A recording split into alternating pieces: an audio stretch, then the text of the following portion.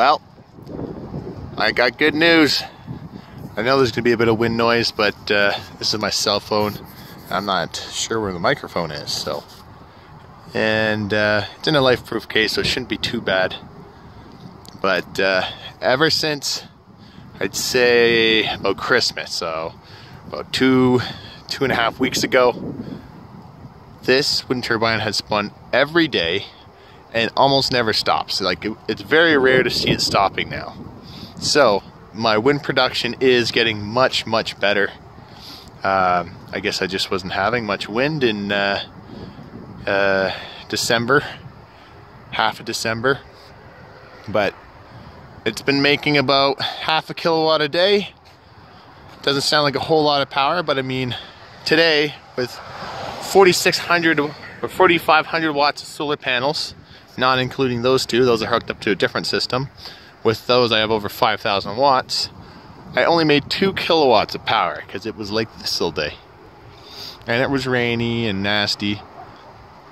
But that was 0.5 kilowatt by itself, and it wasn't even windy today.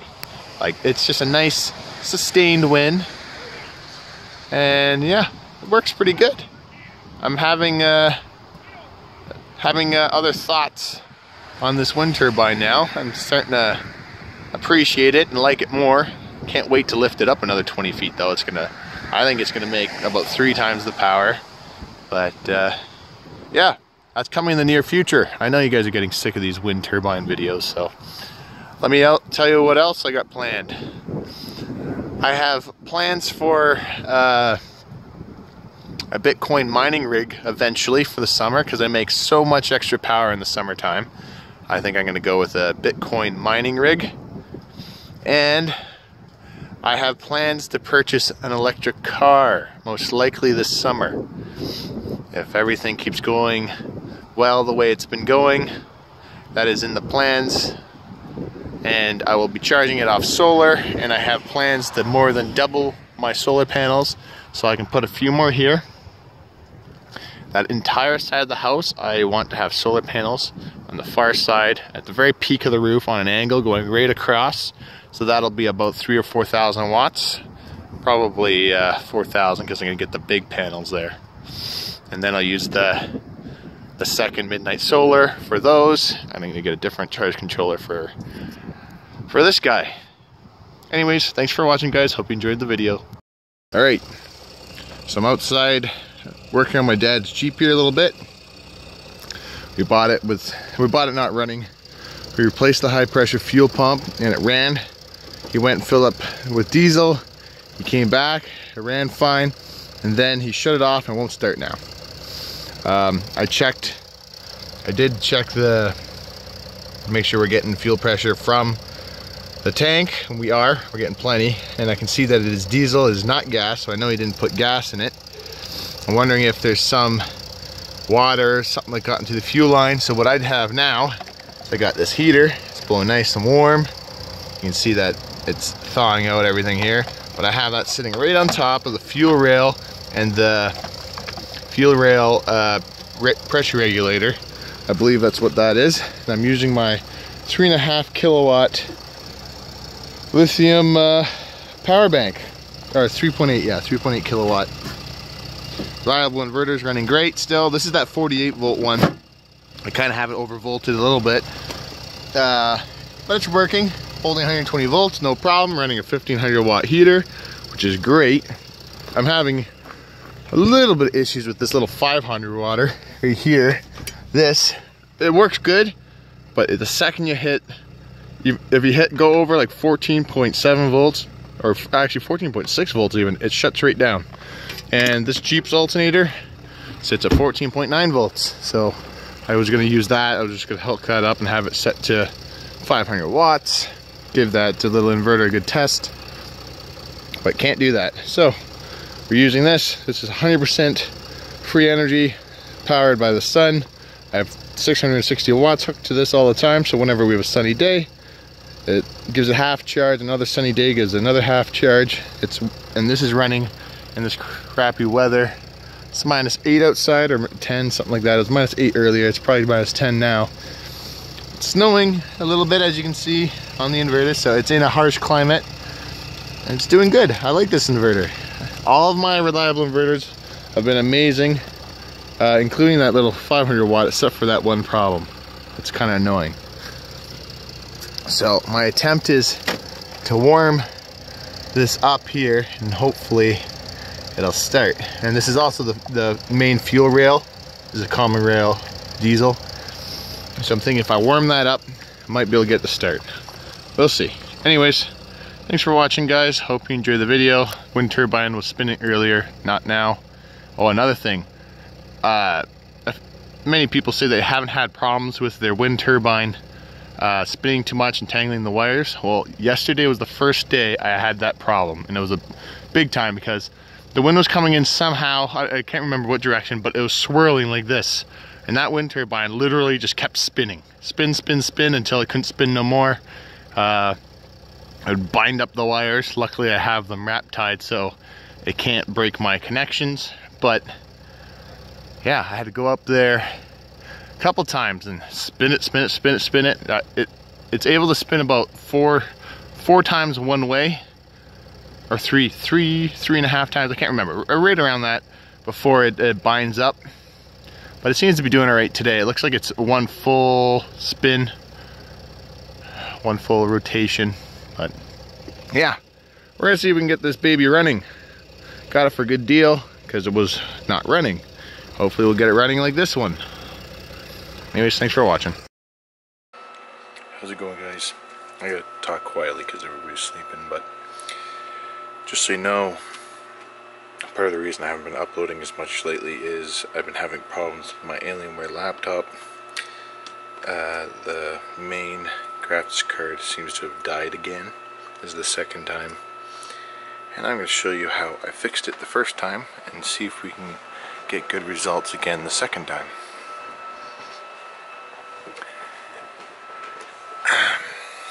It's probably something you haven't seen before, but we're going to do some cooking. And this is not quite the ingredients I'm sure you're used to, but this is how it works.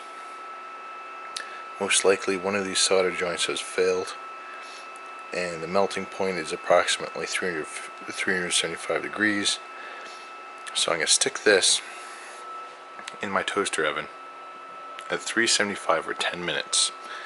I did this last time and it fixed it for about a year, and now I'm doing it again. I have it sitting on aluminum foil balls on all four corners, and we're going to give this a try.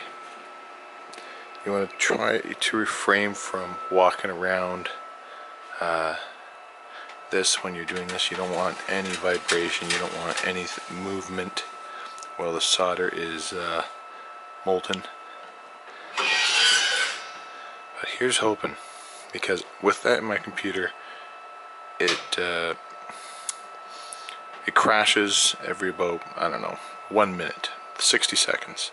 So we're gonna go 375, which is right there, and we're gonna go 10 minutes.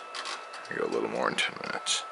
We're gonna leave this and hope that this works. Anyways, the reason why my laptop is actually still on and running is it's got two graphics cards, switchable. It's got a Intel graphics card, and it's got the gaming graphics card. Well, you can pull the gaming graphics card and it will run with just the Intel, I found out. So I should be able to do my editing still on here. I just won't be able to, I don't know if I'll be able to watch videos in like 1080p or anything, but we'll find out. Thanks for watching. How's it going, guys? Just got back from work and we got almost no power on the battery bank. 1.6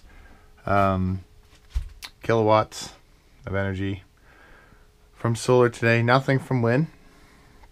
And we have the Hyundai Sonata hybrid batteries. For every 9 of these, that is one car's worth. So that's like a car, that's another car, that's a car. So 3 cars make up this row, 3 cars make up that row. Between those 2 rows is 3 cars there. There's another 3 cars worth of Sonata batteries there. And then here, it looks like we got at least another 3 or 4 cars worth of batteries. And we got the room being heated right now. I also got this other type of lithium battery. Might be doing a giveaway or something with this one, I don't know. This is a 16S configuration. It's got it's 500 watt hours of energy storage. Got your terminals here. That's your 66 volts. And yeah, I got 2 of those actually. One's on my e-bike. Works great for that. That's liquid cooled. You don't have to unless you're pulling large amounts of energy out of it. But I got some new stuff on the way. It's going to be actually extremely good for the channel. I've got some big plans for the channel. And well, I'll give you a clue.